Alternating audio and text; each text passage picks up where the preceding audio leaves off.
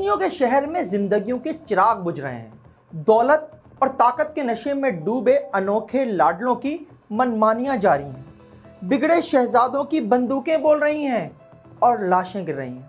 और ये सब कुछ हो रहा है कराची के पोश इलाकों, डिफेंस और क्लिफ्टन में। डिफेंस और क्लिफ्टन नवाबों, सरदारों, वडेरों, ब्यूरोक्रेट्स और पुलिस अफसरान की बिगड़ी औलादों के कारनामों के हवाले से बदनाम है। जो दिन की रोशनी हो या रात की तारीकी, सड़कों पर कानून को अमलन रूंधते चले जाते हैं। और कानून तो इनके घर की लोंडी है, इसीलिए कभी किसी बिगड़ी औलाद की बंदूक से किसी की जान चली जाती है, या फिर ये हवा के घोड़े पर सवार होकर आम अफराद को अपनी तेज रफ्तार गाड़ियों से कीड़े मकोड़ों की तरह कुचलते चले जाते हैं। मैं आज आपको इन वडेरों, नवाबों, सरदारों, ब्यूरोक्रेट्स और पुलिस अफसरान की बिगड़ी औलादों की कई कहानियां सुनाऊंगा। ऐसी कहानियां जो सुनकर आपके होश उड़ जाएंगे। लेकिन पहले मेरे चैनल को सब्सक्राइब कर लीजिएगा। अना और खुदपरस्ती की हालिया जंग से शुरू करता हूं। आप भूले तो नहीं होंगे हाल ही में क़याबान निशात पर पेश आने वाला फायरिंग का वाक़या, जब ऐसा लगा कि कराची में कबायली जंग छिड़ गई हो। आज़ादाना अंधाधुन एक दूसरे पर फायरिंग की गई और 5 अफराद मारे गए। मरने वाले मारने वाले दोनों आपस में रिश्तेदार। एक नवाब अकबर बुगटी का भांजा तो दूसरी जानिब नवाब अकबर बुगटी का भतीजा। भतीजा मारा गया और भांजे के 2 बेटे वो भी मारे गए। हुआ क्या था जो 5 लोग मारे गए? कुछ भी नहीं, ज़रा सी बात थी। कज़न्स और उनकी औलादें एक दूसरे से नाराज़ थीं। क़याबान निशात पर आमना सामना हुआ। पुलिस का दावा है कि अली हैदर बुगटी ने फहद बुगटी की गाड़ी को सामने से टक्कर मारी और फिर चश्मे ज़दन में क़याबान निशात मैदान जंग में बदल गई। और जब हथियारों की घन गरज रुकी तो मैदान जंग में 5 लाशें पड़ी थीं, एक ही ख़ानदान की।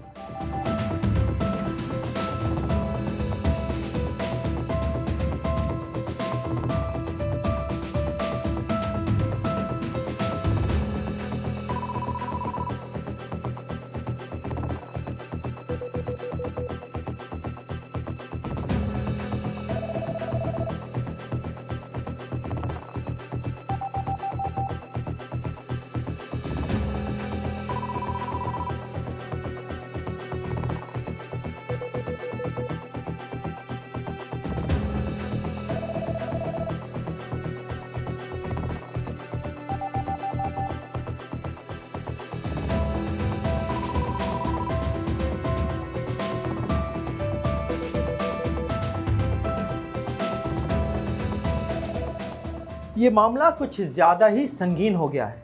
पुलिस का ये बताना है कि फहद बुगटी जो मारा गया है और नवाब अकबर बुगटी के पोते बराहम दाग बुगटी के आपस में खुशगवार ताल्लुकात हैं और पुलिस को डर है कि बराहम दाग बुगटी फहद बुगटी के कत्ल का बदला ले सकता है। पुलिस ने अली हैदर बुगटी को ज़ख्मी हालत में गिरफ्तार किया है और जेल भेज दिया है और पुलिस की कोशिश है कि अली हैदर बुगटी कुछ अरसे जेल में ही रहे। अभी बुगटियों का मामला ठंडा भी नहीं हुआ था कि क्लिफ्टन के इलाके में एक तेज रफ्तार वीगो ने एक क्लिफ्टन कंटोनमेंट बोर्ड के मुलाजिम को कुचल दिया।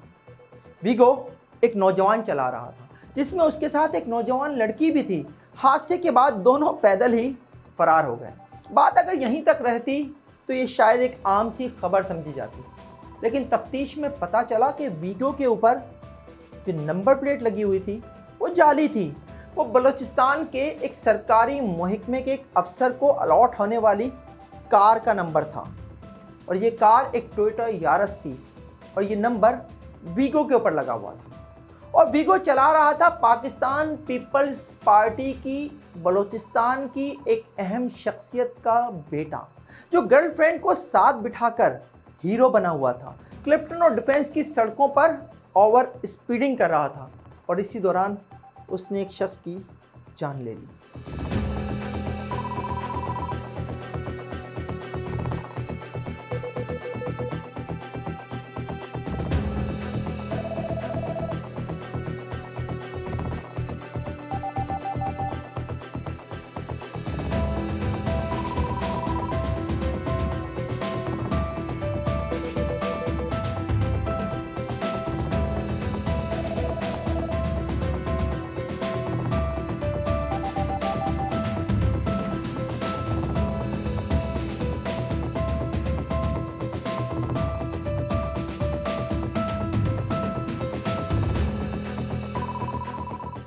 ये नौजवान अभी तक कानून की गिरफ्त से बाहर है। बलूचिस्तान के सरदारों के बाद ज़रा सिंध के वडेरों पर भी नज़र डाल लेते हैं। जैकबाबाद से पाकिस्तान पीपल्स पार्टी के अहम रहनुमा और रुकन कौमी असम्बली हैं एजाज जाखरानी। उनका बेटा है हारिस जाखरानी, जिसने डिफेंस के इलाके में एक नौजवान अबू बकर सिद्दीकी को तशद्दुद का निशाना बनाया है। सीसीटीवी फुटेज सामने आई है जिसमें साफ देखा जा सकता है कि बगैर नंबर प्लेट वाली काली गाड़ी से एक सिक्योरिटी गार्ड उतरता है, राइफल थामे अबू बकर सिद्दीकी जो जिम से निकलकर पैदल जा रहा है उसके पीछे भागता है, उसे पीछे से एक किक मारता है और फिर एक और नीली कार से कुछ और सवार उतरते हैं। वह सब मिलकर अबू बकर सिद्दीकी को तशद्दुद का निशाना बनाते हैं। मामला यहाँ पर भी अना खुदपरस्ती और वडेराना सोच का है। हारिस जाखरानी और अबू बकर में कुछ अरसे पहले तल्ख कलामी हुई थी। उस रोज़ जिम में आमना सामना हुआ।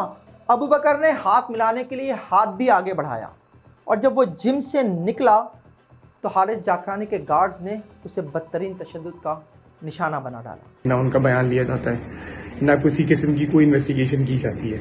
बस फॉर्मेलिटी के तौर पे मुझे दिखाया जा रहा होता है कि हम कर रहे हैं, मगर आज 25 जुलाई से आज जो भी डेट है, आज तक कोई किसी किस्म की कोई कार्रवाई नहीं की जाती। प्रेस रिलीज़ पुलिस की एक जारी होती है, उससे पता चलता है कि इन्होंने एक गार्ड को गिरफ्तार किया है जिसकी निशानदेही भी मुझसे नहीं कराई जाती। मुझे तो किसी चीज़ में लूप में ही नहीं रखा जाता और ये सारी चीज़ें अपने एंड से वो कर रहे होते हैं। प्रेस रिलीज में ऐसा लगता है कि पुलिस में मुद्दई जो मैं कंप्लेनेंट हूँ मेरे ही खिलाफ चीज़ें कर रही है, क्योंकि वो इन्फ्लुएंशियल फैमिली से हैं चीज़ें हैं। मैं एक नॉर्मल फैमिली हूँ, पाकिस्तानी सिटीजन हूँ और मेरा कोई पॉलिटिकल बैकग्राउंड या मेरा कोई ऐसा सिस्टम नहीं है। और जो मुलजिम भी जो गार्ड गिरफ्तार किया है मुझसे, मेरी तो उससे निशानदेही नहीं कराई है। वो भी रात में खुद गिरफ्तारी देना है, मतलब पुलिस ने कोई एफर्ट नहीं किया उसको अरेस्ट करने के लिए, उसने अपनी आके खुद गिरफ्तारी दी है। तो बाकी हम सब समझदार हैं ये मामला कैसे किए जाते हैं, कैसे किसी को अगर बचाना हो, कैसे करना हो तो कैसे किए जाते हैं। इसलिए मैंने डीजी रेंजर साहब को भी एक एप्लीकेशन भिजवाई और उनको भी नॉलेज में लेकर आया हूँ। और डिफरेंट और इदारे हैं उनको भी मैंने एप्लीकेशन लिखी और नॉलेज में लाया हूँ कि मेरे साथ इस तरीके से ज़्यादती हो रही है, सारे एविडेंसेस मौजूद हैं, सारी चीज़ें मौजूद हैं। तो मैं इवेंचुअली परेशान भी हूँ क्योंकि वो इन्फ्लुएंशियल फैमिली है, फिर मुझे डेथ थ्रेट्स का भी है, फिर मुझे थर्ड पार्टी लोगों से भी पता चल रहा है कि ये लोग बहुत ख़तरनाक हैं, ये हैं वो हैं, फलाना है ढिमकाना है। तो इवेंचुअली मैं डिस्टर्ब भी हूँ। I am just 28 years old और मैं चीज़ों को फाइट भी कर रहा हूँ जितना मैं कर सकता हूँ। इस वक्त यही इल्तिजा है कि मुझे इंसाफ दिया जाए। बहुत शुक्रिया। अबू बकर एक आम शहरी है जो अब इंसाफ के लिए पुलिस और अदालतों के चक्कर लगा रहा है। पुलिस ने अभी तक हारिस जाखरानी पर हाथ नहीं डाला है। मामले को ठंडा करने के लिए उसके एक गार्ड को गिरफ्तार करने का दावा किया है, लेकिन अबू बकर इससे मुतमईन नहीं है। पीपल्स पार्टी के रहनुमा एजाज जाखरानी के बेटे हारिस जाखरानी का ये कोई पहला कारनामा नहीं है। बिगड़ा वडेरा इससे पहले मार्च 2013 में भी ऐसी ही कार्रवाई कर चुका है। एक निजी स्कूल के स्पोर्ट्स डे के मौके के ऊपर हारिस जाखरानी ने एक और तालिबे इल्म अली गौहर के साथ झगड़ा किया और उसके बाद हारिस जाखरानी, उसके भाई राफे जाखरानी और सिक्योरिटी गार्ड्स ने अली गौहर पर ऐसा बदतरीन तशद्दुद किया कि उसे अस्पताल पहुंचा दिया।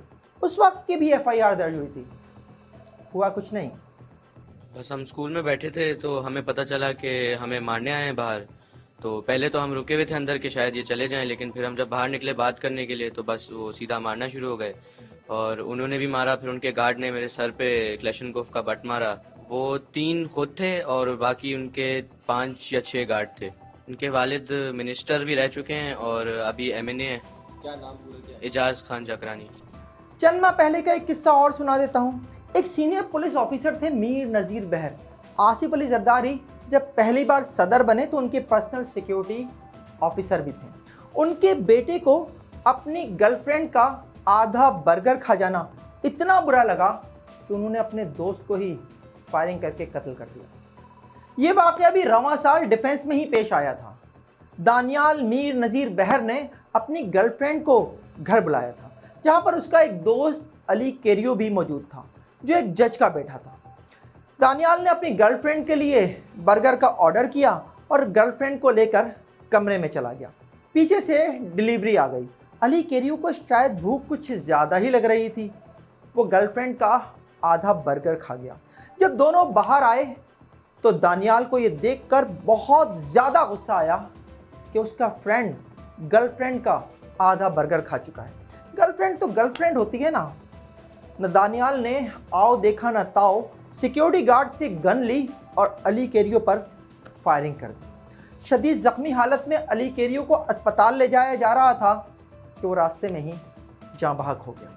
दानियाल गिरफ्तार है और एक जज अपने बेटे के कातिल को फांसी के फंदे पर लटका देखने के लिए अपने साथी जज के फैसले का मुंतज़िर है। 21 अप्रैल 2024 को भी डिफेंस और क्लिफ्टन में परवान चढ़ते गन कल्चर ने एक और नौजवान की जान ले ली। दोस्त ने दोस्त को कत्ल कर दिया।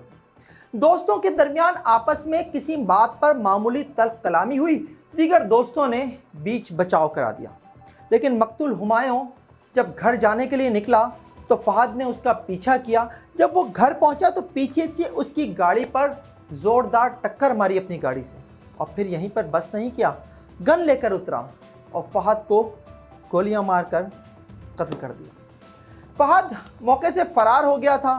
बाद में अदालत से ज़मानत कबल गिरफ्तारी भी करा ली, लेकिन अब पुलिस की गिरफ्त में है। एक सीनियर ब्यूरोक्रेट के बेटे की भी कहानी सुनाता हूँ। जब बाप की सीट की गर्मी ने अनोखे लाडले को ही आपे से बाहर कर दिया। एक सीनियर सरकारी अफसर के बेटे ने एक सरकारी एहलकार को ही, एक पुलिस एहलकार को ही कुचल दिया। और ये कोई हादसा नहीं था। उस पुलिस एहलकार की गलती ये थी कि उसने सीव्यू पर अंधेरे में खड़ी एक टिंटेड ग्लासेस की कार पर नॉक करके सिर्फ ये पूछा था, आप यहाँ क्यों खड़े हैं। कार में सवार सीनियर ब्यूरोक्रेट के बेटे साकिब को एक मामूली पुलिस एहलकार की ये जुर्रत इतनी बुरी लगी कि उसने वहाँ से रवाना होते हुए उस एहलकार को ही कुचल दिया। और जाहिर है एक सीनियर ब्यूरोक्रेट के बेटे से उसकी गर्लफ्रेंड की मौजूदगी में एक मामूली पुलिस एहलकार अगर ये जुर्रत कर ले कि वो सीव्यू पर अंधेरे में सियाह शीशों वाली गाड़ी में क्यों बैठा है, तो बुरा तो लगेगा ही ना। और साकिब वसीम को सिर्फ बुरा नहीं लगा बल्कि बहुत बुरा लगा। उसने पुलिस एहलकार मुख्तियार को मज़ा चखा दिया। मैं फर्स्ट ट्रायल मोबाइल पे था तो मुझे मैं इंचार्ज जो आगे बैठे तो उन्होंने मुझे कहा ये गाड़ी मशकूआ खड़ी है, इनको आप चेक करें। तो मैं नीचे जैसे इन गाड़ी को चेक करने गया तो बासर कोई शख्स बैठा तो उसने गाड़ी का शीशा नीचे किया और मुझे ये कहा कि आप पुलिस वाले क्या औकात होती है, आप गाड़ी चेक करते, मेरी कोई गाड़ी नहीं चेक कर सकता।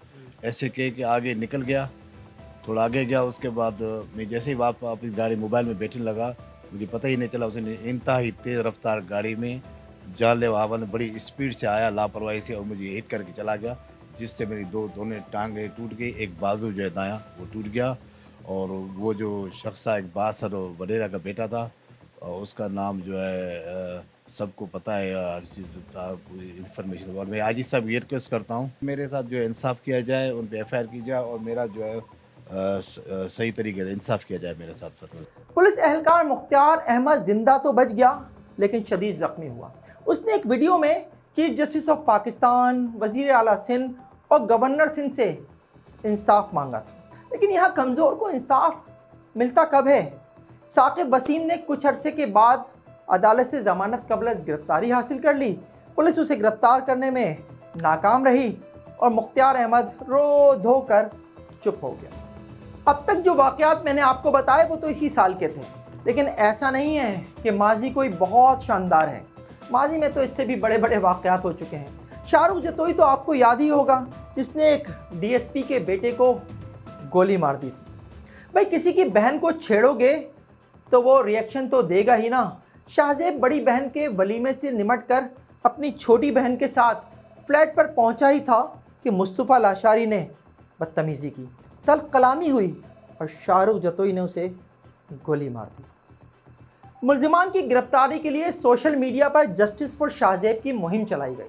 जस्टिस इफ्तिखार चौधरी जो उस वक्त के चीफ जस्टिस ऑफ पाकिस्तान थे, उन्होंने इसका अज़ खुद नोटिस लिया। मुल्क से फ़रार हो जाने वाले शाहरुख जतोई को दुबई से और उसके साथियों को सिंध के मुख्तलिफ इलाकों से गिरफ्तार कर लिया गया। ये मत समझिएगा कि उसके बाद इंसाफ हुआ।